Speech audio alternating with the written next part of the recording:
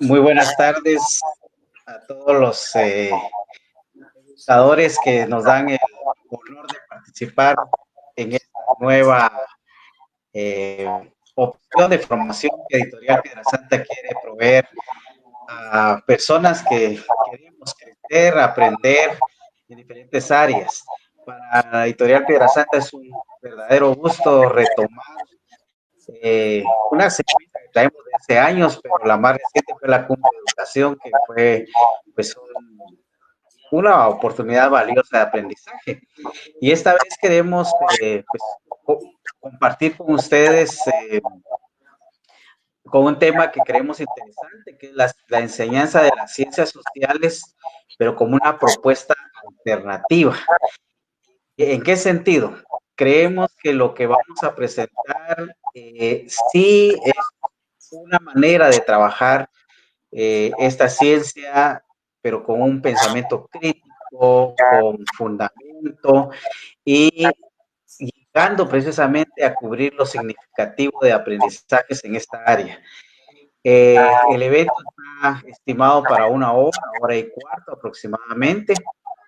Ya les daré la presentación de Irene, que es la que va a estar a cargo de esto, pero como un previo contarles de que cuando termine la conferencia se va a estar colocando el enlace de la encuesta que llenarían los que estén presentes durante la hora, y luego de ello pues se les envía, mejor dicho, una constancia de participación, pero sí llamémosla, la condición es que llenen la encuesta. Entonces, el enlace va a aparecer a finalizar la conferencia.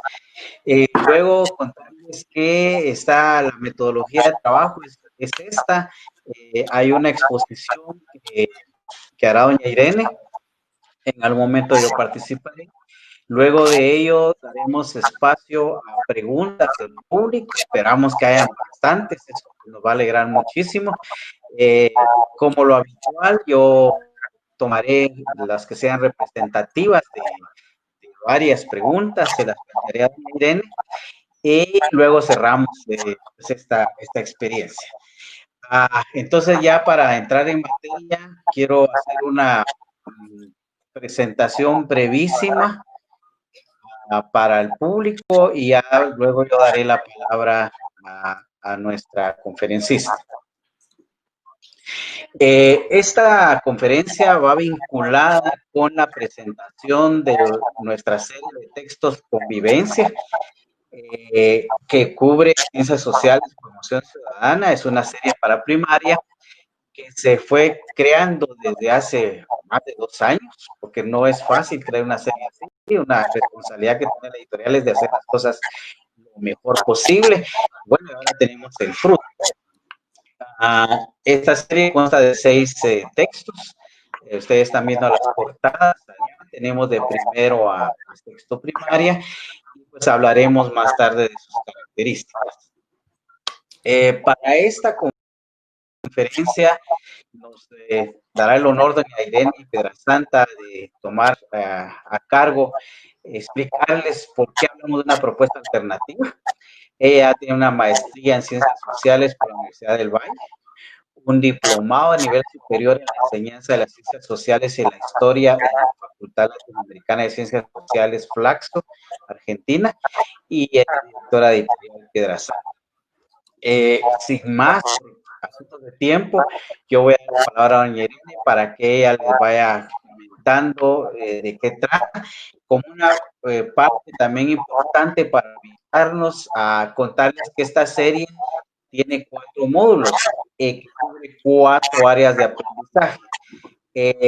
Doña Irene va a trabajar en la investigación y la historia, pero el orden ahí está a propósito. Investigación, porque pensamos que lo primero que deben adquirir los estudiantes son herramientas que les permitan precisamente satisfacer curiosidades que tienen, resolver problemas usando un método científico. Luego la geografía, que debe ubicarse en el contexto físico en el que se van a suceder los eventos. A continuación, historia, que ya nos da todas esas vivencias, esos hechos que ocurrieron, pero que ya va a ser más fácil ubicarlos en un hecho geográfico. Y formación ciudadana como un eje importantísimo, porque creemos que saber de historia, ser buen investigador, saber de geografía no tendría mayor sentido si al final de cuentas no somos elementos productivos en esta sociedad. Entonces, pues con esta breve introducción dejo la palabra a doña Irene, quien nos dará una valiosa oportunidad de aprendizaje. Bienvenida, doña Irene, y muchas gracias. Gracias, Daniel. Vamos a comenzar esta conversación con ustedes, esta charla, que les aseguro que va a ser más allá de presentar una serie en la que hemos trabajado los últimos 3 años. Realmente va a ser un conversatorio con ustedes sobre la enseñanza de las ciencias sociales. Quisiera que no solamente nos concentráramos en nuestra serie, ¿no? Que por supuesto nos sentimos muy contentos con ella, pero también queremos a través de esta exposición facilitarles a ustedes cuáles son las destrezas específicas de las ciencias sociales.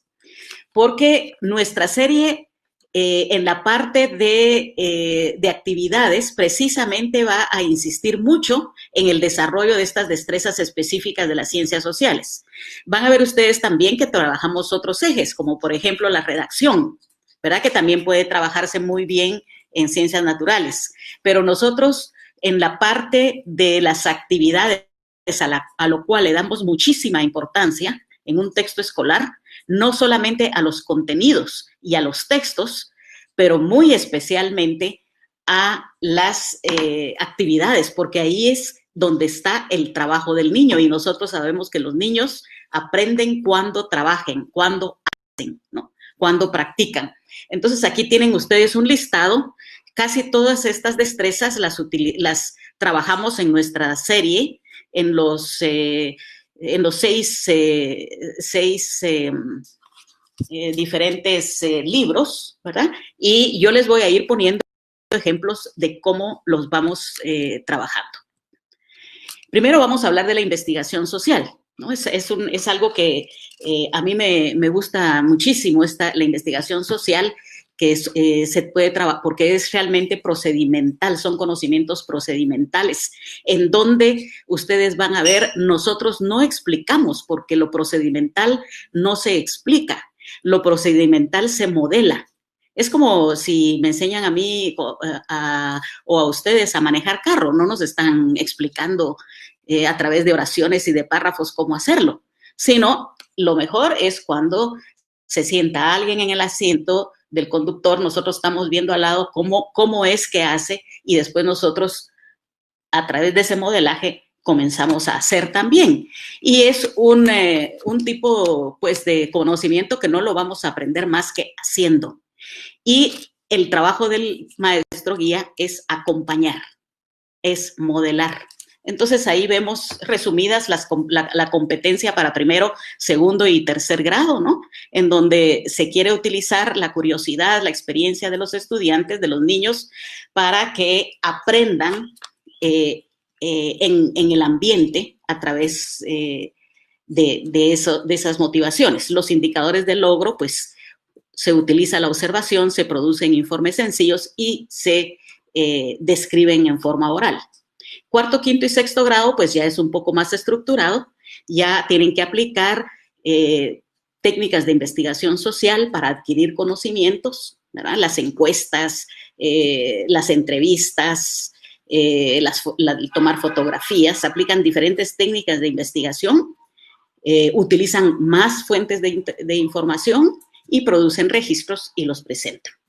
Entonces vamos a ver cómo lo hacemos en quinto grado, cómo lo logramos nosotros hacer en quinto grado. Ahí ven ustedes a una niña que en la primera página de esta unidad de investigación social les dice a los otros niños, los invito a hacer un viaje culinario por América, vamos a hacer un libro, queremos hacer un librito como el que ustedes ven ahí en la parte derecha vamos a hacer un librito entre los compañeros y compañeras de la clase. Ese librito va a ser sobre los sabores de América. Nos vamos a dividir en grupos. Cada grupo va a estudiar un alimento, va a preparar su listado de fuentes de información que abarcan tanto bibliografía como entrevistas a personas de los ambientes nuestros para que nos den recetas.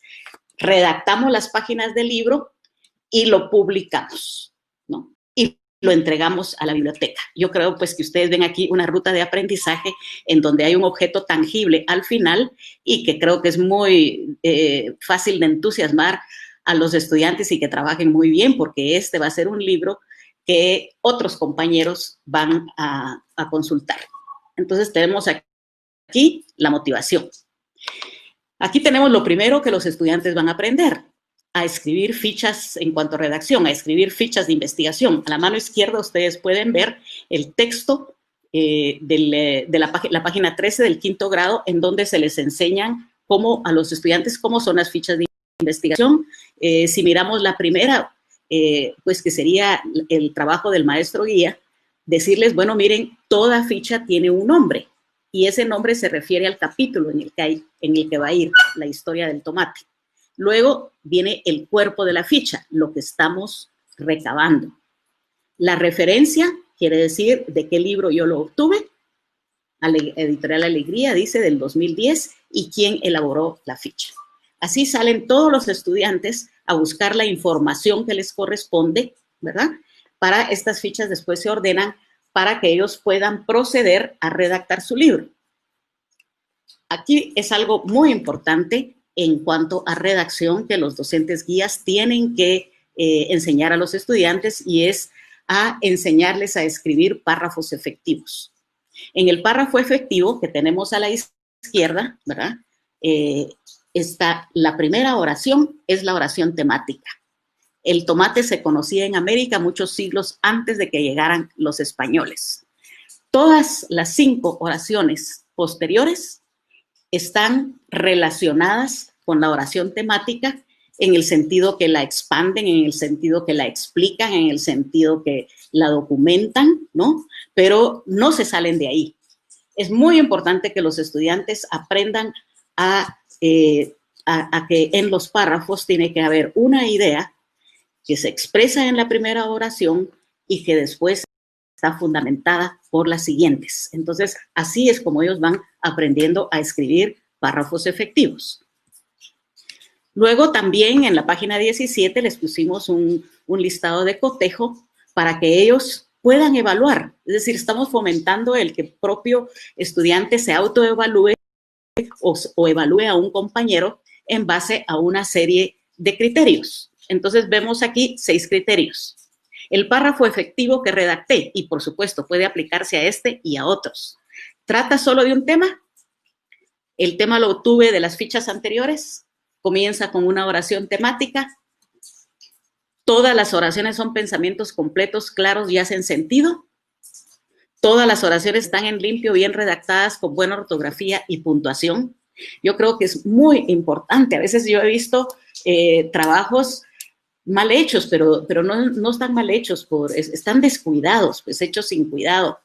Eso no nos debe de pasar, porque queremos que nuestros estudiantes lleguen a escribir bien, y parte del llegar a escribir bien es el cuidado con el que yo escribo, redacto y conozco pues la puntuación de los mismos. Luego, otro aprendizaje, aprender a redactar recetas de cocina. Recordemos pues que en el libro venía que los estudiantes iban a incluir recetas de cocina de los alimentos provenientes de América. Entonces, esta redacción de recetas de cocina también es algo que el maestro guía debe de enseñar. No podemos decir nada más, niños, escriban una receta. No, tenemos que hacerles ver cómo lo deben hacer. 1, miren ustedes esta receta que está ahí modelada.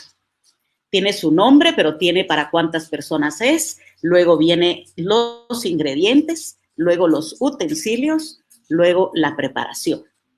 Entonces, cuando ustedes hagan su receta, en la que se va a incluir en el libro, tiene que tener esta estructura y ustedes tienen que tener mucho cuidado en poner todo exactamente como está ahí. Aquí vamos viendo que ya los estudiantes están aprendiendo en la unidad de investigación social a redactar, a escribir, que es algo importante. Todavía no estamos entrando a las destrezas propias de las ciencias sociales. Aquí vamos a comenzar con ellas. Y van a ver ustedes que tengo varios ejemplos, pero como ya hice la prueba, voy a poner solamente un ejemplo. Una destreza importantísima que todas las personas, que todos los historiadores, pero a quienes queremos leer historia, a quienes queremos entender historia, ya sea en una novela, en un libro de texto, en un periódico, debemos de entender, comprender el orden cronológico, que es el orden en el que ocurren los eventos en el tiempo. Debemos entender que unos son antes, que otros son después. Entonces, miremos algunos ejemplos. Nosotros en todos los libros, en la parte de historia, tenemos siempre líneas del tiempo, como la que ustedes ven aquí, la página 43 del 4º grado, en donde están la línea del tiempo de la época prehispánica en Centroamérica, ¿no? El paleoindio, el arcaico, el preclásico, el clásico y el posclásico. Ahora, ¿cómo podemos nosotros tener actividades sobre esta línea del tiempo precisamente para que los estudiantes adquieran esta destreza de comprender el orden cronológico? Digamos, como preguntas como estas que estamos haciendo aquí y que son preguntas que se las hacemos a los estudiantes en actividades del libro. ¿En qué fecha comienza y termina el periodo posclásico? Mencionen un hecho histórico que haya ocurrido en el periodo preclásico maya. ¿Con qué evento termina el periodo posclásico? Todas estas son preguntas literales. Los estudiantes no tienen más que leer, ¿verdad? Que tampoco es fácil leer una línea del tiempo, entender y responder. Pero aquí, la última es ya una pregunta inferencial que no va a estar ahí explícitamente.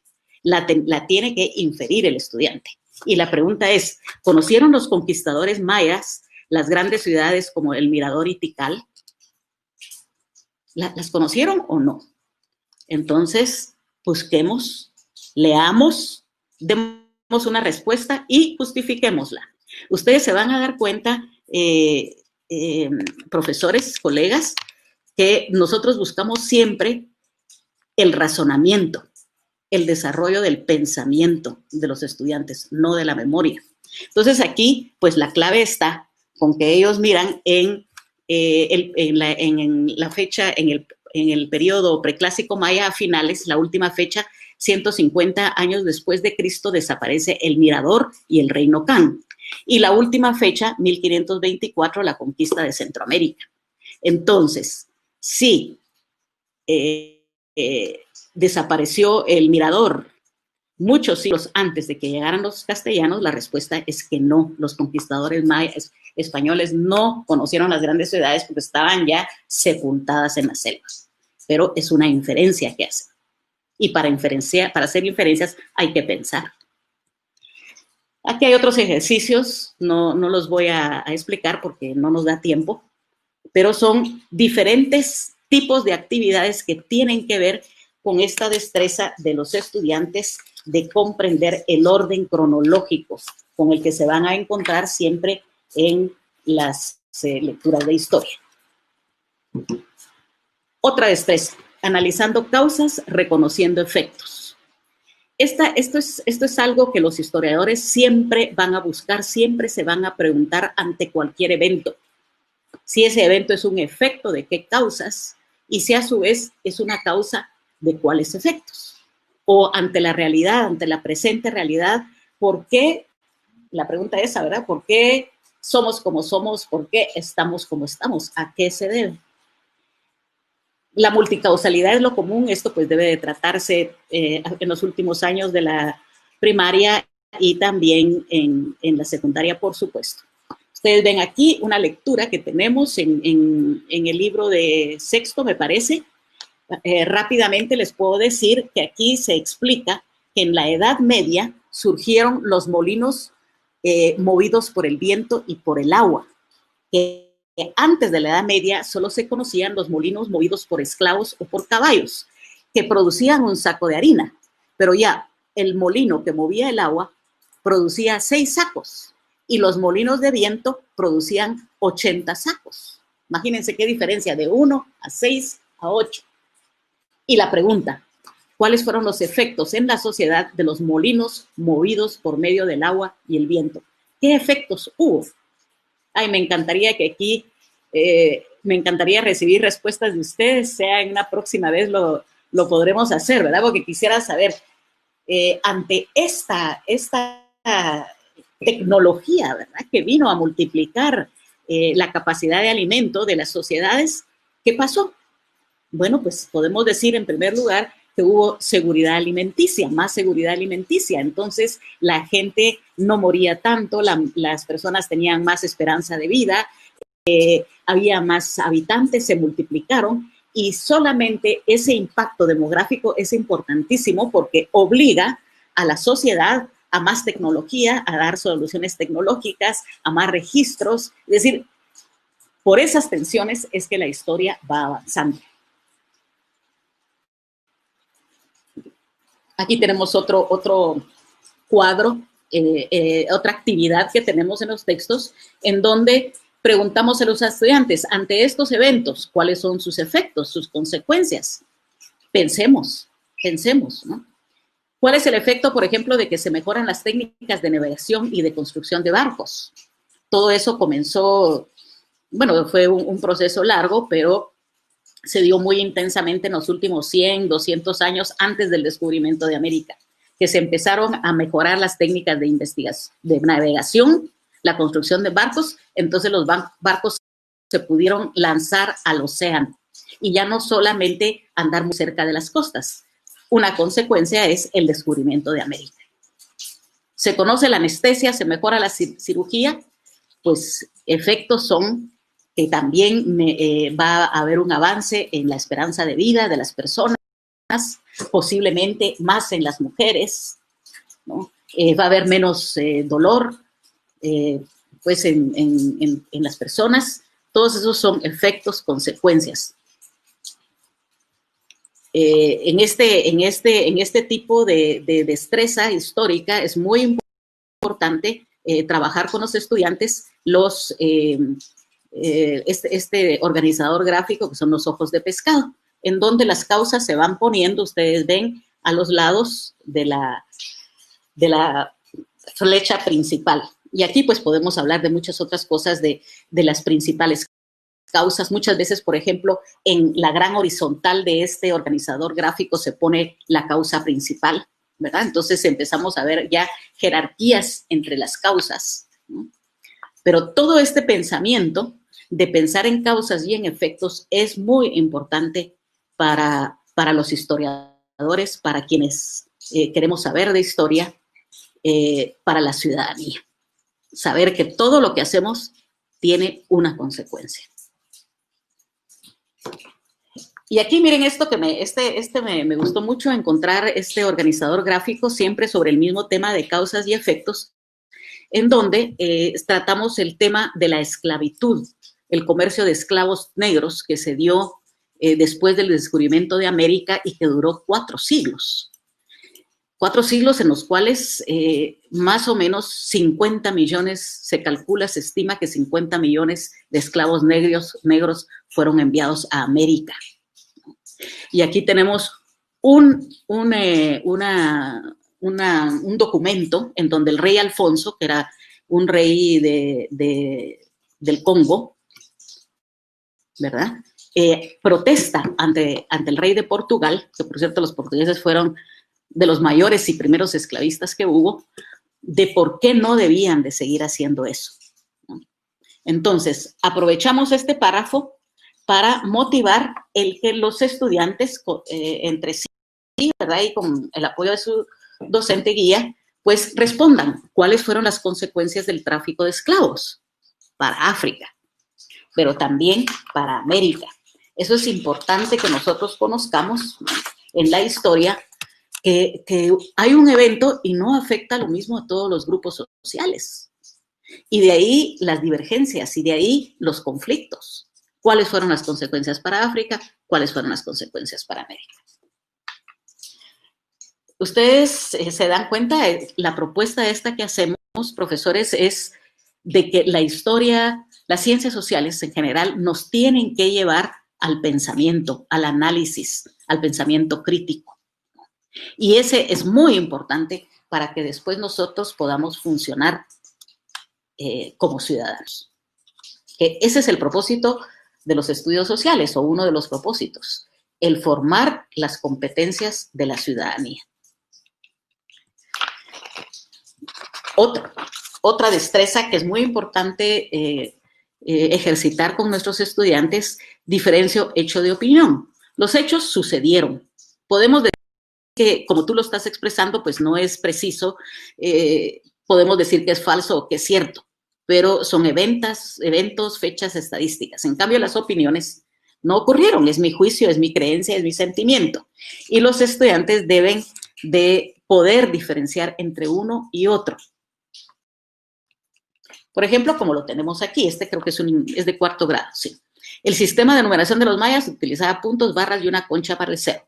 Cada numeral tenía un valor diferente según la posición que ocupara. Asombroso. Entonces, ¿cuál es el hecho? ¿O cuáles son los hechos? ¿Y cuál es la opinión? Esto incluso está específicamente enunciado en el CNB.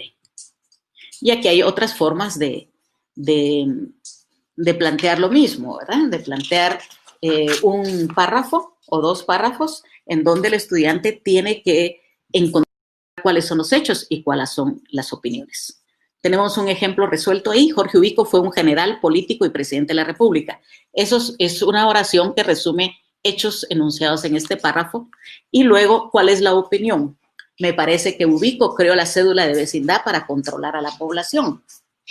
¿Y por qué lo dices así? Bueno, un hecho es que Ubico creó la cédula de vecindad. ¿Para qué lo hizo? Pues, como dice el resto del párrafo, yo creo que fue un dictador, entonces él lo quería más bien por razones de control de la población. Entonces, ahí viene la opinión y acostumbremos a nuestros estudiantes que las opiniones siempre tienen que estar fundamentadas, tienen que explicar por qué creen así. Analizando asuntos. Los asuntos, pues, son ya de tipo económico, sociales, políticos, morales, ¿no? Son complejos y nosotros vamos a analizar estos asuntos con los estudiantes. Aquí tenemos un ejemplo dice, agrúpense en parejas y lean el texto siguiente. Y entonces, que todo ese texto está relacionado con la mujer, con las costumbres que había en la Edad Media en relación a las mujeres. Por ejemplo, dice que aunque las mujeres estaban a la par de los hombres en los conflictos militares, y los hombres sí recibían tierras, sí sobrevivían al conflicto militar y todo, pero las mujeres no, aunque estuvieran batallando, ¿no? También dice ahí, por si no lo pueden leer bien, disculpen, que las mujeres se limitaban, las áreas limitadas para las mujeres eran el convento y el hogar. No podían ejercer la medicina, no podían estudiar en escuelas de medicina. Pero como siempre hay mujeres transgresoras, ¿verdad? Afortunadamente, pues ahí está el caso de Trótula de Salerno, una mujer que se distinguió, una mujer médico que se distinguió por todos los conocimientos que tuvo ella sobre los problemas médicos de las mujeres. Escribió un texto que duró más de 200 años como el texto preferido de los estudiosos. Dio clases en la Escuela de Medicina de Salerno, es decir, transgredió todo.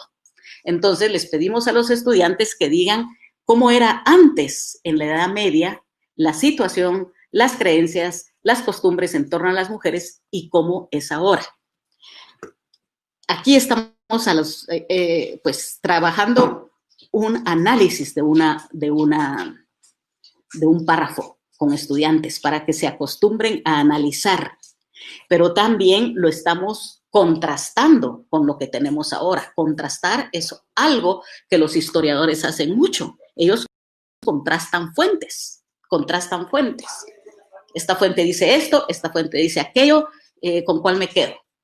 Aquí estamos a través del contraste analizando un asunto, ¿no? También les quiero decir, pues, o aquí ven otro caso en el que nosotros traemos siempre el pasado para compararlo y comprender mejor el presente, que es una destreza que hay que hacer. Le encontramos sentido así a la historia, mucho sentido. Y además, nosotros tratamos mucho tema de mujeres. Esa es algo que está vigente ya desde hace décadas, ¿no? Estar estudiando los asuntos de mujeres que durante muchísimos años se ignoraron. Incluso les quiero decir que Trótula, ese libro de texto se lo atribuyeron al esposo de Trótula. Durante muchos años se lo atribuyeron al esposo. Y esto le ha pasado a muchísimas mujeres, ¿verdad? Que han tenido que escribir libros y publicarlos con nombre de hombres porque si no, no tenían éxito.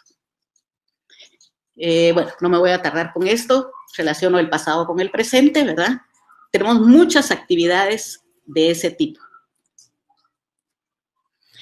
Identifico la idea principal y las secundarias. También, esto es una actividad que se puede hacer, no solamente en historia, por supuesto, pero es algo que continuamente debemos de practicar con nuestros estudiantes, que sean capaces de identificar la idea principal y las secundarias. Yo no, siempre cuento una profesora que conocí en Nicaragua, que era bibliotecaria. Ella decía, es que yo en la universidad, yo he leído y les leo y me encanta leer, pero yo en la universidad me está costando muchísimo. Leo un párrafo y no puedo decir qué hay en ese párrafo. Entonces me cuesta muchísimo estudiar.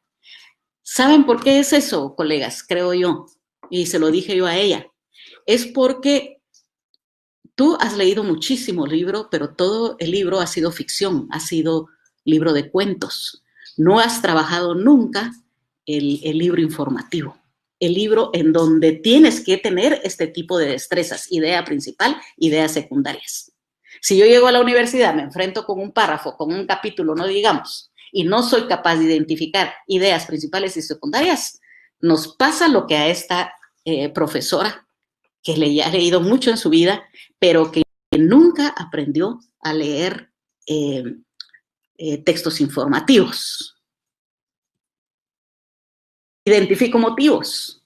Eso es también. Los historiadores siempre se preguntan por los motivos de tal personaje, de tal pueblo, de tal gobierno, por qué las personas, los grupos tomaron esta decisión, por qué dice lo que dice en este documento, ¿no?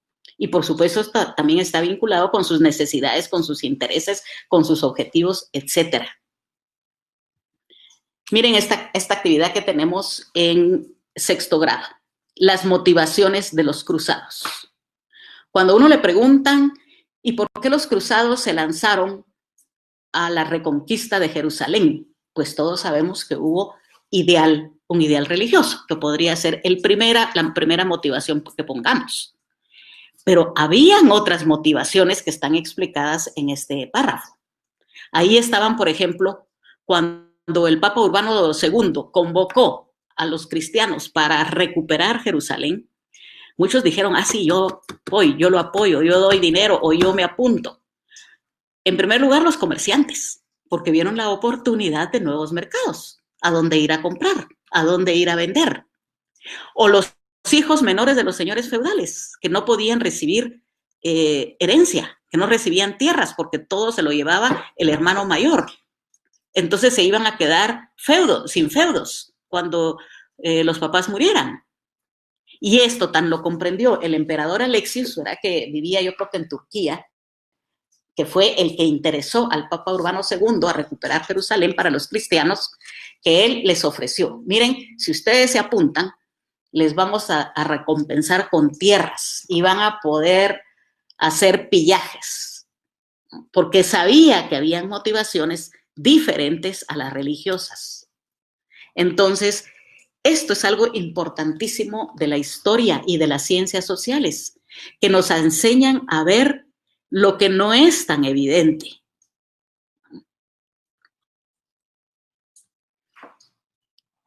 haciendo inferencias, ¿verdad? Es decir, a llegar a ideas y a significados que no están ahí en el material, es leer entre líneas, ¿verdad? Y lo último que dice esta oración es importantísima. Para inferir hay que leer cuidadosamente, pensar y activar conocimientos previos. Es decir, yo tengo que leer y tengo que comprender. Pero además, para hacer inferencias, tengo que pensar. Y además, activar mis conocimientos previos, no solamente lo que estoy leyendo en este momentito, sino, sí, pero es que el año pasado yo aprendí esto, o mi papá me contó esto, o aquello. Entre más conocimientos previos tenga yo, mejores inferencias podré hacer. Entonces, solo miremos esta inferencia que está en 4º grado. Dice, en esta unidad leímos que hace unos 10,000 años hubo caballos y camellos en Centroamérica y en otras partes de América, pero ¿qué si estos animales se extinguieron? Si no se hubieran extinguido, infiere cómo hubieran afectado la vida de los indígenas centroamericanos. A pensar, pues, tenemos que pensar. Importantísimo, cómo me hubiera encantado a mí que hubieran sobrevivido los caballos y los camellos, porque hubiera sido, por ejemplo, mucho más fácil construir las pirámides, los templos, las calzadas. Seguramente hubieran llegado en muchísimo menos tiempo a Tenochtitlan, seguramente hubieran conocido a los ¿cómo se llama? A indígenas más allá, en América del Sur, a los incas. ¿Por qué? Porque hubieran podido trasladarse con más rapidez.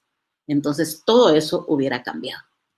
Ahí tenemos, pues, otras actividades haciendo inferencias. Por ejemplo, hablando de Anastasio Somoza, decimos que él presumía que gobernaba aplicando esta frase: plata para los amigos, plomo para los enemigos. Bueno, eso lo decía Somoza. ¿Qué infieres tú? ¿Qué quiere decir Somoza con esto? Alguien que gobierna así, ¿es un dictador o un demócrata? Razona tu respuesta. Entonces, vamos a la conversación, vamos a la argumentación, vamos al pensamiento crítico. Fuentes primarias y secundarias. Los historiadores se remiten a las fuentes primarias, es decir, a todas aquellas fuentes que fueron creadas por personas que vivieron en ese mismo periodo histórico, ¿no? Y las secundarias, pues, son las creadas por personas que no estuvieron presentes. Yo sí les quiero decir, colegas, quiero compartir con ustedes mi opinión, que hasta que uno no llega a conocer y a leer las fuentes primarias, no sentimos la historia, no respiramos la historia, no la percibimos. Es que las fuentes primarias en la historia son tan reveladoras y son tan crueles muchas veces, ¿no? Que no podemos percibir el espíritu de la época si no es llegando a las fuentes primarias.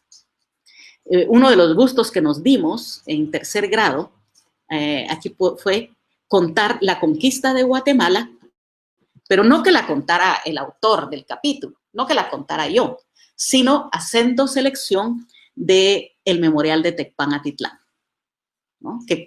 que cuenta la historia de Guatemala. Es decir, es una fuente primaria.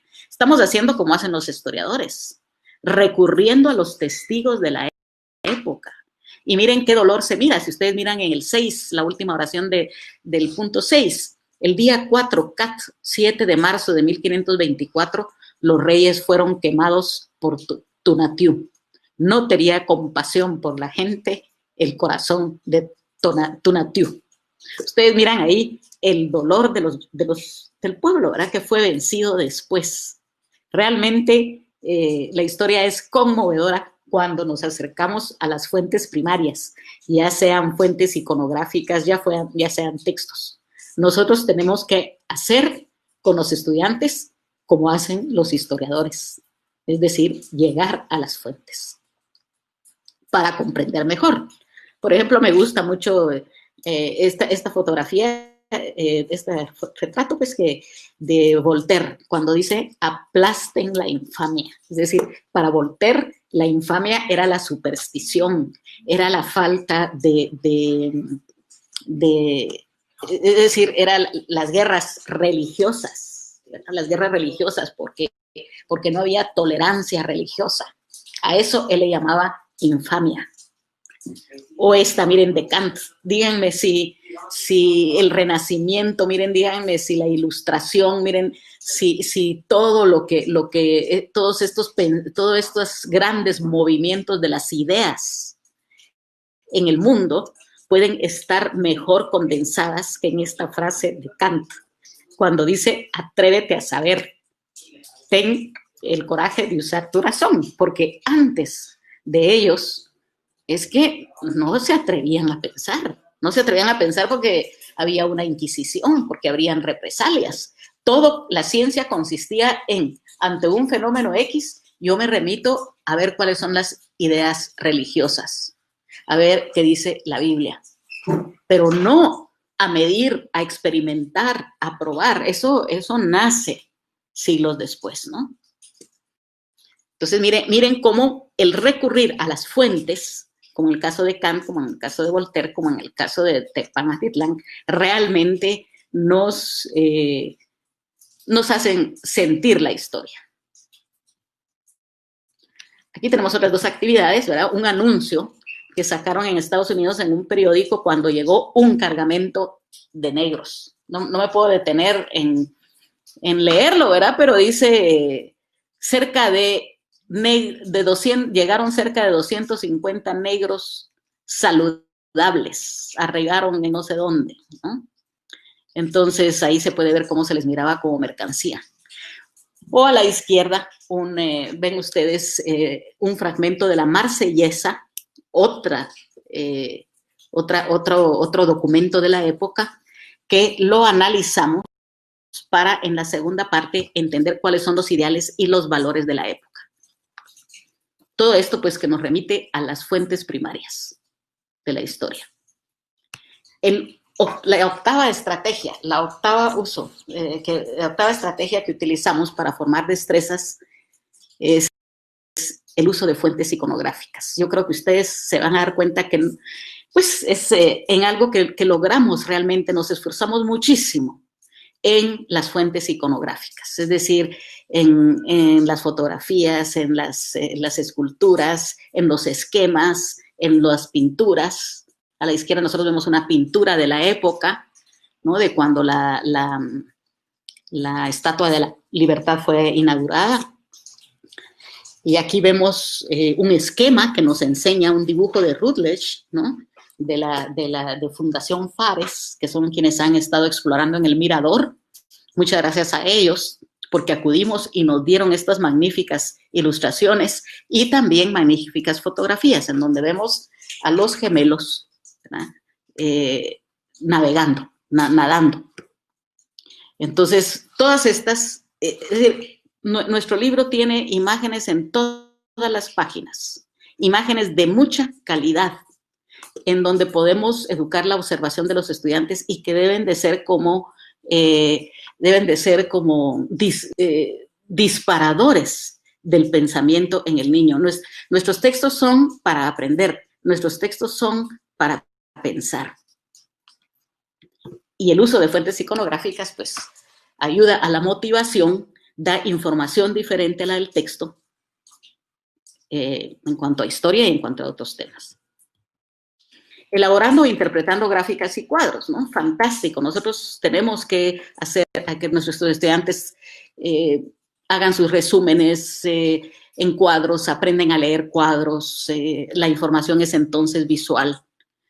Tenemos, por ejemplo, imagínense, son los cambios, lo que los europeos aprendieron de los árabes en cuanto a cambios favorables en la economía, en la primera fila, nueva tecnología, nuevos conocimientos científicos y artísticos, y al final, nuevos productos. Europa aprendió muchísimo de los árabes cuando los árabes se instalaron, ¿no? en España, en el Mediterráneo, etcétera. Y aquí hay algo de lo que los europeos aprendieron, pero de una forma resumida, de una forma gráfica, ¿no? Viendo otros, también nosotros estamos muchos cuadros, y aquí en este cuadro le pedimos que después de leer el capítulo sobre los habitantes de Norteamérica, pues ahora resuman en cada cuadro lo que se refiere a los alimentos, a las viviendas, a los vestidos, a los transportes. Esto, aquí los estudiantes aprenden a resumir, pero también van ordenando sus ideas. Va a ser muy fácil que puedan estudiar después en ellas. O que puedan presentar una charla en base a un cuadro así. Es muy importante, como ya lo sabemos, los docentes, ¿verdad? Desde hace mucho tiempo, trabajar con organizadores gráficos. O gráficas. Nosotros tenemos gráficas, por ejemplo, aquí, en esta gráfica que ustedes ven a la derecha, está la plata, en rojo, la plata del Virreinato del Perú, y en verde, la del Virreinato de Nueva España o México, y preguntas, ¿no? A simple vista, ¿en cuál de los dos virreinatos se extrajo la plata? No interesan las cantidades, sino el que los estudiantes aprendan a leer gráficas, pues a simple vista parece que de México. ¿En qué año la producción de la Nueva España sobrepasó la del Perú? Pues aproximadamente después del año 1650, un poco después. Según este cuadro, ¿durante cuántos años se extrajo plata de la colonia? Pues tenemos que hacer una restarle a 1790, 1550. Por lo menos en este cuadro estamos viendo que son aproximadamente 200 años, pero tampoco no es que después se desplomó. Sencillamente hasta ahí llegó la tabla, este cuadro. Vocabulario académico, importantísimo. El vocabulario académico se ha tratado muchísimo, también lo mencionan en el CNB para, en algún momento de lectoescritura inicial. Robert Marzano lo tiene muy desarrollado. Él se dio cuenta, por ejemplo, que la comprensión, pasando a los estudiantes, ¿verdad? Les pasaba a leer un texto. Sin instrucción de vocabulario, los estudiantes comprendían el 50% de ese texto. Pero después él les daba un tipo de intervención pedagógica nada más, que era enseñarles vocabulario. Inmediatamente después de enseñarles vocabulario, los estudiantes en una segunda prueba tenían un aprendizaje, una comprensión del 83%. Es decir, 33% más solamente con una intervención. Entonces él se dio cuenta de la importancia del vocabulario académico. Y es que si no tenemos suficiente vocabulario, por ejemplo, académico, en lo que se refiere a historia, después no podemos leer el periódico, después no podemos entender un debate en historia, pero igual nos pasaría en computación. Una conferencia en computación, para uno que sabe muy poco de computación, le falta demasiado vocabulario para comprender. Entonces, el vocabulario académico es importantísimo. Marzano llegó a hacer estimaciones de cuántas palabras se debían de aprender por asignatura, por grado, por semana. Por ejemplo, en historia y en otros él decía una palabra por semana. Después de lo cual habrán aprendido en un año 30 palabras por año. En fin. Entonces, vocabulario académico es importantísimo. La enseñanza de los nuevos términos, esto es algo que es de las muchas propuestas que tiene Marzano, ¿verdad? En donde se enseña un término, corrupción, se les dé la definición del diccionario y el estudiante ya en sus palabras defina, explique la corrupción, luego haga un dibujo y luego en el último espacio pues aplique la palabra en ese espacio. Él le da muchísima importancia y el vocabulario académico, lo sabemos, es indispensable, no solamente para entender el texto escolar, es que también es indispensable para entender otros textos. Aquí tenemos actividades, ¿verdad? De relacionar la primera columna con la segunda con vocabulario. Nosotros tenemos vocabulario en todos los temas de los libros. Esto nos debe de llevar, esto del vocabulario nos debe llegar ya al final, ya voy a estar al final, al uso de relatos. Por ejemplo, este es de 5º grado, en donde tomé un cuadro de costumbres, ¿verdad? Que son tan sabrosos los cuadros de costumbres de Pepe Mía. Lo reduje, lo adapté y luego les hago preguntas en el primer ítem sobre las palabras o expresiones. ¿Qué quiere decir la palabra quemarropa? ¿Qué quiere decir pie de gallo? ¿Qué quiere decir imperecedera? ¿Qué quiere decir es menester? Entonces los estudiantes ponen el significado ahí. Resume este cuadro de costumbres, no emplees más de 40 palabras. Seguimos con las competencias en cuanto a redacción. Y aquí ya son más históricas. ¿A quién caricaturiza Pepe Mía en este cuadro de costumbres? Pues a una mujer, ¿verdad? Que quería ser siempre joven, siempre bella, ¿verdad? ¿Y cuál es el valor de la época que aparece retratado en este cuadro de costumbres? Pues la juventud, la belleza. ¿Sigue vigente este valor en nuestra época? Pues sí, sigue vigente, se valora la juventud, se valora la belleza, entonces hay cosas que no cambian, ¿verdad? Y esto pues nos lleva a la lectura de textos informativos y otros. Nosotros tenemos que combinar con la lectura del texto escolar mucho las lecturas de novelas, de prensa, de poesía, de cuentos, ¿verdad? Para que los estudiantes lean historia en ese otro tipo de textos. A veces queremos que los estudiantes solamente con el libro de texto tengan hábito de lectura. No, esa no es la función del libro de texto. En cambio, de la literatura sí. Los niños se van a encantar con la literatura, en los cuentos, en las novelas, siempre hay preguntas sin responder que se responden hasta en la última página, ¿no? En el último capítulo. Ya quisiera yo que en muchos libros de texto los estudiantes tuvieran ese afán inquisitivo, ¿verdad? Por, ¿quién me va a decir cómo esto termina? ¿Quién me va a decir cómo aquello termina? Eso lo encontramos en la literatura.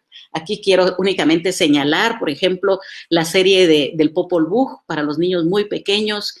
Quiero señalar el libro este que está en la tercera fila, Papá y yo, en la ruta de la seda, que es un cuento que habla sobre un comerciante que viaja con su hijo por toda la ruta de la seda, o la canción del viento y las olas, que nos habla del comercio de los fenicios, que no solamente llevaron comercio, sino que llevaron muchísimos, entre otras, muchísimos hechos culturales, entre otras cosas el alfabeto, o Los secretos en piedra, hablan los jeroglíficos mayas. Para mí es el mejor libro que yo he encontrado para la educación primaria que habla sobre los mayas, es precioso.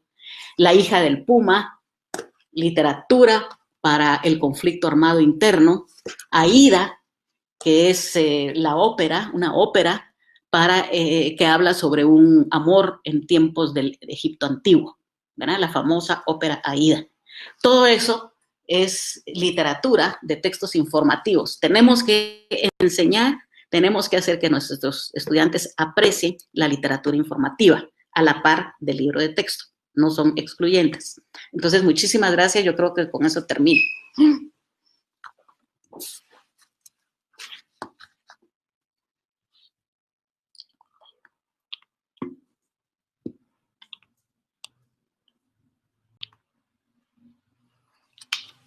Muchas gracias, Irene. Hay mucho que comentar. Yo voy a unos minutos para completar la información de los sociales. Luego paso a preguntas. 51. ¿Cuánto me tardé? 50. Me va a regañar.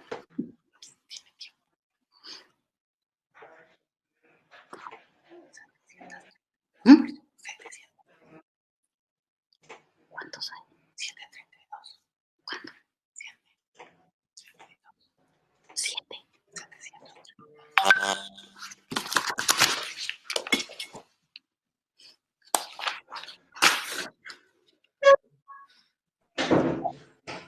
Solo les pido un poco de paciencia en lo que logro compartir.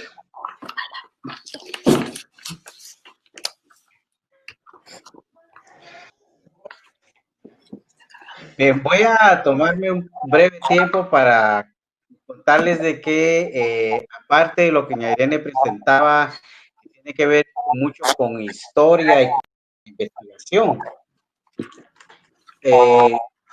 Nosotros tenemos también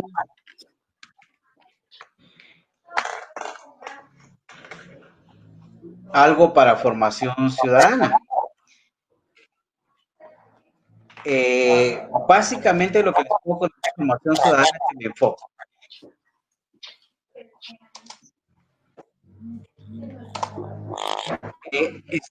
Cuando se hizo esta serie de textos, se pensó mucho en que era importante orientar la formación ciudadana a partir del desarrollo de la inteligencia emocional de los estudiantes.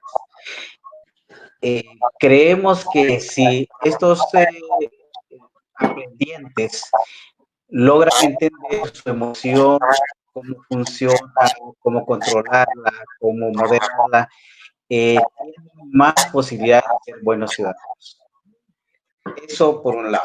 Luego, pensamos que a través de este eje se pueden desarrollar habilidades blandas y de pensamiento crítico. Voy a dar unos ejemplos nada más. Esto, lo que estamos observando, se ve que pues ahí lo que se alcance a ver, en vez de tratar el tema de la discriminación, la diferencia entre culturas como un tema teórico, lo que hicimos fue presentar casos de personas que hablan dónde nacieron, por qué se sienten orgullosos de su grupo cultural, costumbres que tienen. Entonces, a partir de esta variedad de personas, que es la riqueza pues de nuestro país, se genera ya el comentario de por qué es importante valorarlos entre nosotros. Esto como un ejemplo de lo que creemos que podría ser una mejor mediación de estos temas. Acá está un ejemplo de lo que yo les decía. En uno de los grados, que es segundo primaria, me recuerdo, hablamos de la emoción. ¿Qué es la emoción? Esta parte que dice cuando gritas por un regalo que te da, muestras una emoción, puede ser alegría o sorpresa. Bueno, a partir de este tipo de tratamientos esperaríamos que los estudiantes vayan entendiendo esa parte importante de su ser, de la emoción, y que luego lleguen a la conclusión con la mediación que se va haciendo, que mientras más controlemos esa impulsividad, ese tipo de emociones, mejor podemos actuar como ciudadanos. Obviamente no descuidamos el pensamiento crítico, tal como decía Irene. En cuanto a geografía, lo que les podemos contar es que nos preocupó mucho el desarrollo de esas destrezas que permiten entender, leer e interpretar mapas. Huimos en lo posible a estos datos así fijos que no le permiten a uno darse cuenta para qué estudia geografía. No debe ser estático, es decir, debería servir para precisamente esto que está ahí dicho. Y tratamos de que todos esos aprendizajes se vinculen con situaciones de la vida real. Este es un ejemplo de uno de los grados. Aquí pues se presentan los puntos cardinales, pero en vez de solo decir dónde está el norte y el sur, les pedimos asuntos como esto, de que utilicen el mapa para responder, encerrar el punto cardinal que corresponda y luego ir respondiendo una serie de preguntas. Poco a poco se les lleva para que ellos también en el aula o fuera de ella se ubiquen utilizando los puntos cardinales. Algunos elementos que me gustaría enfatizar que tiene esta serie y que de alguna manera ya doña Irene mencionó. Tenemos al inicio de cada unidad 4 partes que consideramos claves. Por cierto, estaba leyendo en el chat que mencionaba mucho la importancia de recoger conocimientos previos, y yo creo que eso es algo que es una bondad, una fortaleza de esta serie. La primera sección, que le llamamos lo que aprenderé, siempre se va a encontrar cuáles son los aprendizajes que se quiere que el niño logre. Mis logros, donde se especifica cómo evidencia el niño que logró un aprendizaje. El exploremos para recoger conocimientos que tienen, y hay una sección que le llamamos ¿por qué este tema me interesa? Esta la consideramos clave porque normalmente cuando uno aborda sociales, geografía, historia, todo esto, pues sencillamente lo imponen, ¿verdad? Pero no nos inquietan de por qué yo voy a a necesitar de alguna manera este tipo de conocimientos. Luego, en el transcurso de la unidad van a encontrar estas secciones. Esta de una voz del pasado, buscamos frases dichas por personajes que vivieron en la época y que dejaron alguna reflexión, un debate o un pensamiento, pues, que a uno le sirve de inspiración. Entonces, van a encontrar regularmente esta situación. La parte de conexión es para relacionar esta materia de estudios sociales con ciencias naturales, con inteligencia emocional, con matemática y con otras áreas. En cuanto a enlaces a Internet, tenemos ahí algunas sugerencias, pero aparte me adelanto a contarles de que se va a hacer una propuesta muy concreta de cómo desarrollar competencias digitales a través de este libro y de otros textos que tenemos. O sea, se va a entregar, por decirlo de una manera, un aporte curricular, un tendido e ideas de cómo desarrollar estas competencias digitales, pero vistas más allá de usar una computadora. Estamos pensando en cómo seleccionar información, cuáles son las fuentes válidas para tomar una información. Los jóvenes tienen la tendencia a hacer copia y pega sin averiguar dónde es la fuente. Bueno, enseñarles eso, seguridad que deben manejar al meterse a redes sociales, etcétera. Entonces, esas competencias digitales también van a ir como un aporte de esta serie. El ponte en acción, que es para que los niños intervengan, que ya muestren lo que han aprendido.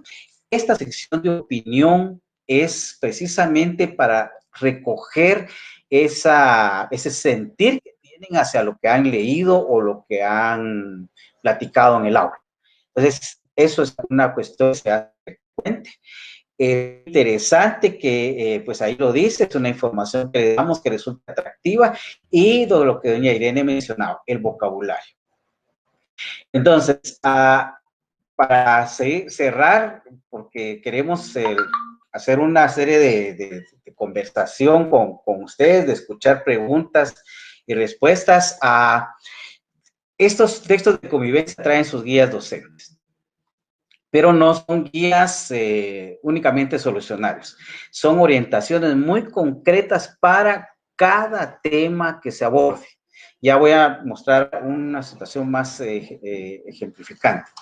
Estas contienen actividades que consideramos significativas para desarrollar un proceso que arranque de esa sensibilización, ese recoger conocimientos previos, en el durante para ayudar a mediar la comprensión y un análisis al final del tema. Se sugieren estrategias lectoras para abordar las lecturas que se presentan y, por supuesto, traen su solucionario. Entonces, aquí hay un ejemplo de la guía. Antes tiene 3 actividades que son parte de una planificación que podría el maestro realizar. Por ejemplo, voy a leer el número 2, que dice: presente exposición con imágenes de niños pobres, desnutridos, pandilleros, relacionados con violencia y otras. Organice visita en parejas, cada pareja anotará los sentimientos que le provoca cada imagen. Bueno, la idea es que a través de esta primera actividad se lleve al tema que es Estamos estancados, que es el que se ve ahí en la página al lado derecho.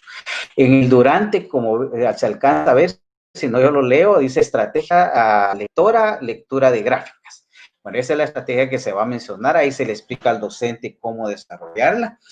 Y en el después, algunas actividades como esta, de generar un debate a partir de la pregunta planteada en el Lupino, organizar grupos para hablar de sus derechos. Bien, hay 4 actividades, pero esto que están viendo está para cada tema. Creemos que ese es un aporte que podemos dar más allá de los textos como tal y que ayudarán a un docente para que decida qué de eso trabajar y desarrolle de manera más significativa. Pues esto es solo una muestra del solucionario que traen para cada página. Y nosotros tenemos ya un centro de recursos online que va a proveer recursos, valga la repetición, como hojas de trabajo, proyectos, cápsulas informativas, desarrollo de algunas propuestas metodológicas.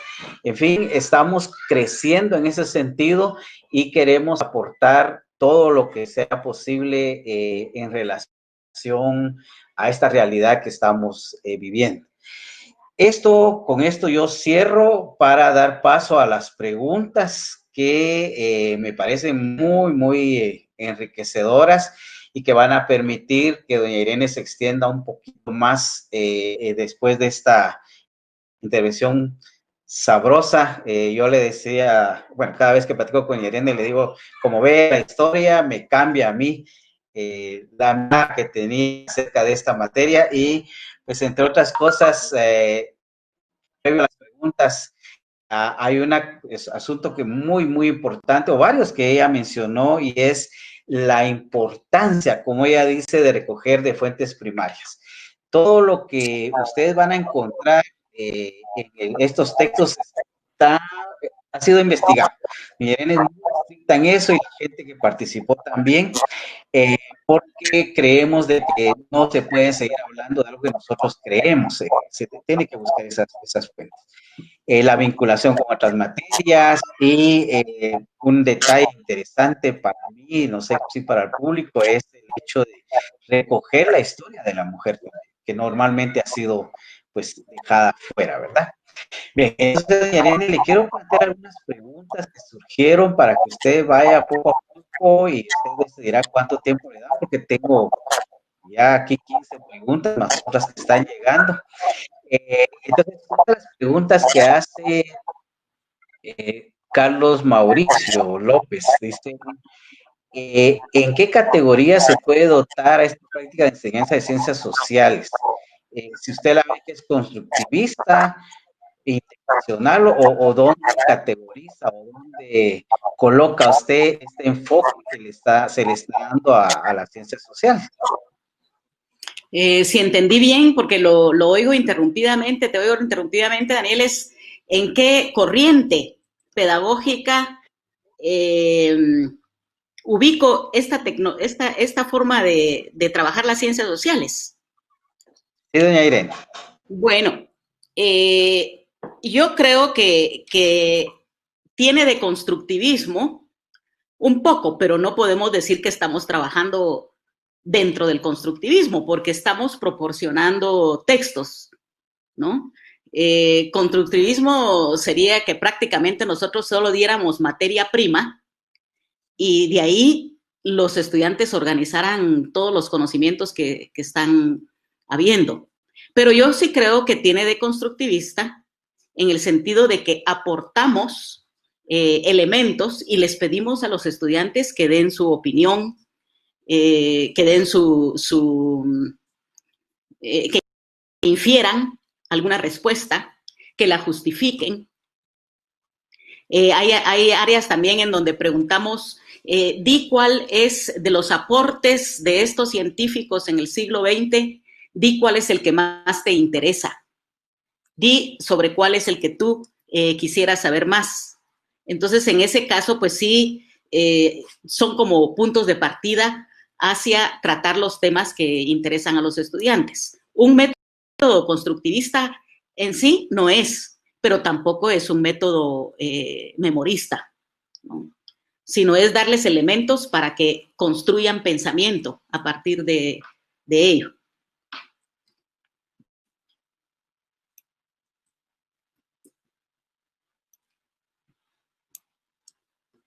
Gracias, doña Irene. Otra dice, ¿es prudente comparar las situaciones históricas con situaciones actuales? El fin de que el estudiante exprese su pensamiento político. Esto lo pregunta Karina Ruiz. Carolina Ruiz. Bueno, Karina Ruiz. Yo lo que entiendo, porque realmente no se escucha bien la pregunta, es si podemos comparar situaciones históricas con las actuales. Y yo creo que sí se pueden comparar. Lástima que no tengo presente ahorita lo que Severo Martínez dijo sobre esto, ¿no? Pero él dice que el pasado, ¿no? Lo estudiamos para entender cuánto de ese pasado no ha sido revolucionado, sigue presente en nosotros y cómo nos iremos hacia un futuro. Es decir, él lo ve eso engarzado. Ahora, naturalmente, no todo puede compararse y hay que tener cuidado con eso, ¿verdad? Hay que tener cuidado con eso de querer con nuestra visión de presente llegar al pasado y empezar a juzgar todo ese pasado con nuestra visión de presente. En ese sentido, pues hay metodologías históricas actuales en donde los estudiosos del pasado tratan de de ser empáticos con ese pasado y de entenderlo desde el propio pasado, ¿verdad? Porque es muy fácil tergiversar ese pasado o analizarlo o valorizarlo con nuestro presente y nuestros valores presentes, y eso sí no es lícito, pero yo sí creo que mucho del pasado nos sirve para entender el presente. Por ejemplo, si nosotros vemos la patria criollo, ahí podemos conocer cómo fue que surgieron los prejuicios, ¿no? Los prejuicios que se tienen, digamos, contra los indígenas, las justificaciones que se tienen contra los indígenas, todo eso lo explica Severo Martínez. ¿Por qué fue que esas ideas, esos prejuicios se impusieron en la sociedad colonial? ¿A quién servían esas explicaciones, entre comillas? ¿No? Y que ahora las encontramos, vienen de ahí, no han sido revolucionadas. Entonces yo sí creo que mucho de nuestro presente se explica por un pasado.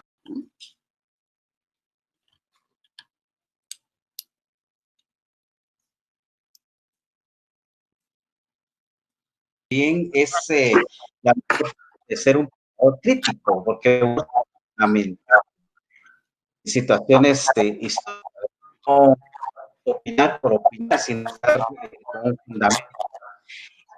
La siguiente pregunta, ¿qué sugiere para darle significado a la enseñanza de los estudios sociales? ¿Cuál es el significado de la enseñanza de los estudios sociales? ¿Esa es, Daniel? ¿Qué estrategia sugiere?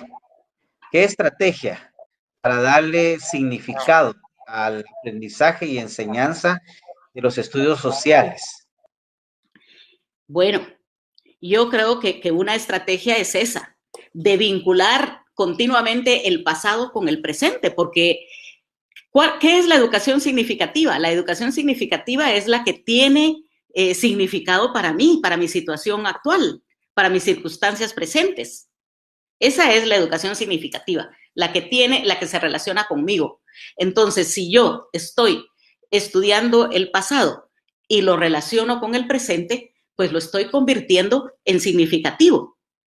Por ejemplo, cuando vimos la esclavitud en uno de los libros de texto, entonces, después de hablar de la esclavitud y decir que la esclavitud finalmente fue declarada ilegal por los países, etcétera, ¿no? En Guatemala como en 1823, entonces venía la pregunta, ¿y tú crees que la esclavitud ha terminado? ¿O crees que hay esclavitud? Pues hay esclavitud. Ahora se llama trata de blancas. Es decir, toda la trata de mujeres, toda la trata de personas es una esclavitud presente, actual. Entonces estamos relacionando pues una actividad que supuestamente terminó en el siglo XIX, pero no, está presente en el siglo XXI.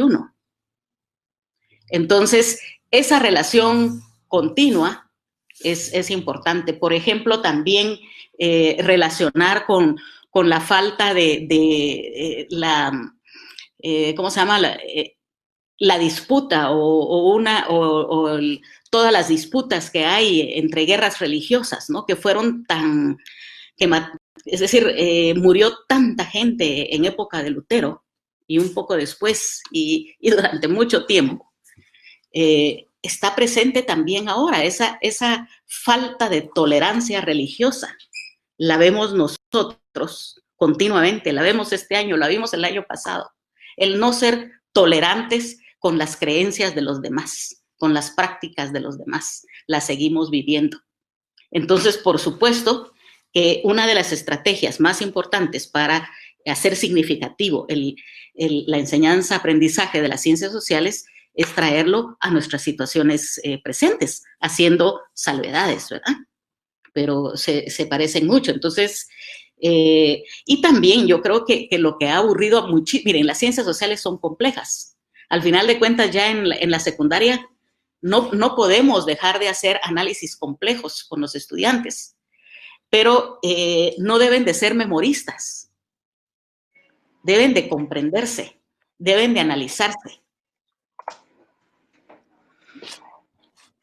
Yo creo que el exceso de memoria le quita, le quita significación al aprendizaje. Muy oportuna la respuesta, doña Irene. Voy a pasarle, estoy escribiendo las preguntas a Javier, porque entiendo que está oyéndose muy entrecortado. Entonces, Javier se las va a plantear, por favor, Javier.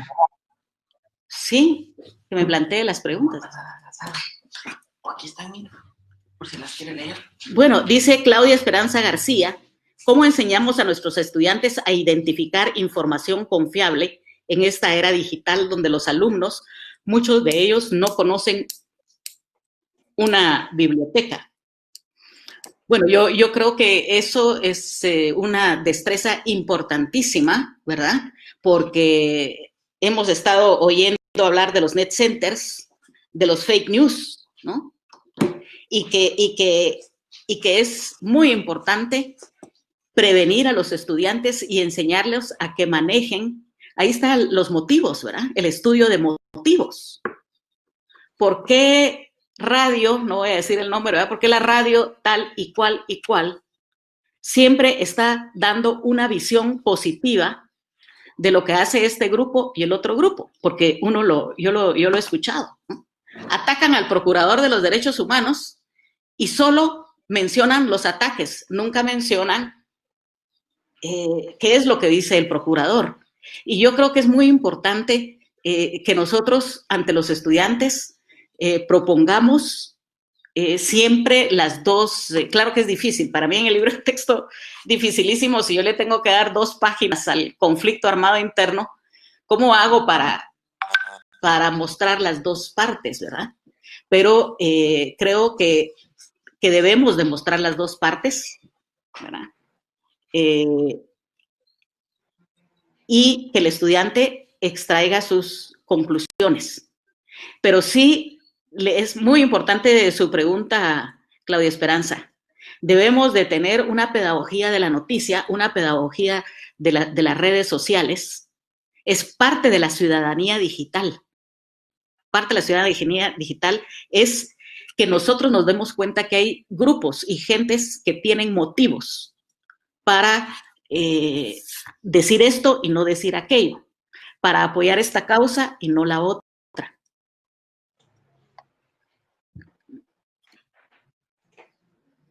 Yo estoy tratando de recordarme, sí, pero creo que lo pusimos recientemente en uno de los textos, lo de la cantante Cachiquel, Sara Kuruchich, ¿verdad? Y las amenazas que recibe en redes sociales por su lucha a favor de la mujer, a favor de los grupos indígenas, en fin. Entonces hay gente que la amenaza, hay gente que la agrede en redes sociales, pues está bien hecho o no, está mal hecho o no. Hay que hablar abiertamente con los estudiantes de estos temas, no hay que soslayarlos. Es en clase donde van a encontrar las mejores respuestas, creo yo.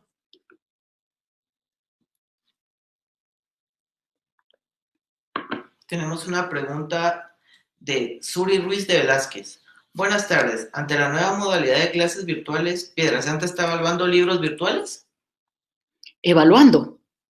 No, propiamente evaluando no, pero sí les quiero decir que nosotros ahorita ya estamos preparando unos 10 libros nuestros de literatura que van a salir ya como ebooks.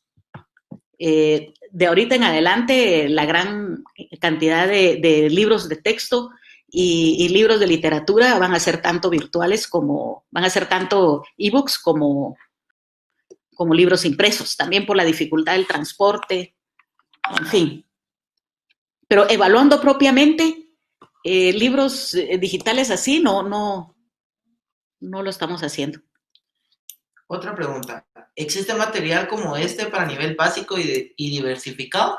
Sí, nosotros tenemos la serie Comunidades, que la vamos a empezar a modificar ahora. Tenemos que hacer el plan de modificación y estamos actualizando la serie de Tejido Social, que es para el bachillerato. Me encantó, doña Irene. ¿Dónde la podemos contactar? Pues en mi correo, yo creo que ahí lo pueden poner despuesito, ¿verdad? Se los pueden dar. Yo me enriquezco muchísimo con las pláticas con los docentes. Es que no se imaginan cuánto yo aprendo y a mí me interesaría también poder visitar aulas y ver cómo usan este libro, usan otros libros. Realmente uno aprende muchísimo platicando con los docentes sobre las dificultades, ¿verdad?, de la enseñanza. Me comentan que sí tenemos nuestros libros digitales disponibles.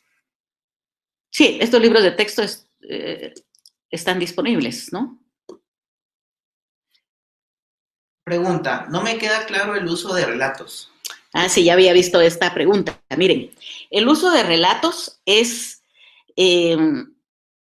pues, utilizar los diferentes relatos que hay, los diferentes textos que hay, porque tenemos textos periodísticos, tenemos textos en forma de novela, tenemos textos en forma de cuento. Entonces, yo puedo estudiar, por ejemplo, por decirles, en cuarto bachillerato, el CNB ya no estudia historia de Guatemala, se volvió todo la época contemporánea, el mundo globalizado, la tributación, en fin. Pero es una ocasión para que yo trabaje con mis estudiantes, por ejemplo, un periodo tan importante como es la colonia, porque es un periodo súper importante para nuestro presente. Pues en lugar de tratar yo la colonia en un libro de texto, pues la vamos a estudiar con los estudiantes en la patria del criollo. Más ahora que va a salir ese texto que ya estará listo tal vez en unas 3 semanas, La patria del criollo adaptada para jóvenes. Ese es un trabajo que yo acabo de terminar, que me encantó, ¿verdad? Tomar la patria del criollo y volverla más sencilla, pero mantener absolutamente todos los argumentos importantes de Severo que estén ahí, solo hacerla menos complicada de leer. Entonces, aquí, profesora Suri, creo que es, estoy utilizando no un libro de texto para trabajar la colonia, sino que estoy trabajando una tesis, un ensayo de uno de los más grandes historiadores centroamericanos como es Severo Martínez. Entonces, no hay que leerlo como un libro de texto, pero igual yo voy a encontrar una cantidad de información sobre la colonia en los 8 capítulos de La patria del criollo. Entonces, incluso creo que le hacemos esta pregunta. Hay muchas formas de aprender historia, no solamente en un libro de texto, también en un relato, también en una película, también en una obra de teatro, ¿no? Hasta en un ballet. Miren, la obra de la patria del criollo ya la pusieron también en ballet. Entonces, hay muchas formas de aprender y con todas ellas, en lo posible, debemos de llegar con nuestros estudiantes. Entonces, este ejemplo de la patria del criollo, pues viene mucho, o el ejemplo que yo les puse, cómo interesarnos o cómo trabajar el enfrentamiento armado interno en Guatemala, pues puede ser a través de La hija del Puma, que es una novela para jóvenes que escribió una gran autora sueca, Mónica Sacker, ¿verdad? A través de una novela. Y de ahí vamos extrayendo la información histórica, la información de los diferentes grupos. Pregunta, ¿qué material de texto para nivel medio? ¿Cómo que nivel? ¿Qué material de texto para nivel medio? Así dice. ¿Existe un material como este para nivel básico y diversificado? Esa sería la pregunta, tal vez. Bueno, miren, están los trabajos que estamos publicando ahora de tejido social y la serie de comunidades. Yo trabajé en ella hace ya tiempo y ahora vamos a renovarla, ¿verdad? Pero comunidades tiene bastante este enfoque. Es un enfoque de las ciencias sociales, es un enfoque de las ciencias sociales de una forma que no está dirigida a que aprendan conocimientos, sino que lleguen a las competencias a través de las destrezas que les estamos poniendo en las actividades. Destrezas, por supuesto, que no son suficientes las que están en el libro y que el maestro debe de enriquecer con las propias, ¿verdad? Con las propias de su medio ambiente. Porque las destrezas y las competencias no se alcanzan a la primera, a la segunda, ¿no? Es bastante más que un conocimiento fáctico. Ok, tenemos la siguiente. Los libros mencionados, ¿qué precio tienen y si los enviamos a casa? Yo esa creo que se las voy a contestar. Los libros sí los tenemos disponibles y sí los enviamos a casa. Si gusta, le doy el número de la persona encargada para que se puedan contactar con ella, que es 5966-1372. Y además yo creo que ahí están pasando los nombres de los promotores, ¿verdad? Exactamente. De los ya promotores. En el chat y con mucho gusto, yo la verdad estoy bastante ya, me tienen aquí bastante enclaustrada ya también por la edad, ¿verdad? Y entonces, pero a mí me encanta, me gusta muchísimo, yo continuamente lo solicito, el visitar centros educativos, docentes, y ahorita lo podemos hacer, pues tenemos ya esta facilidad de la tecnología.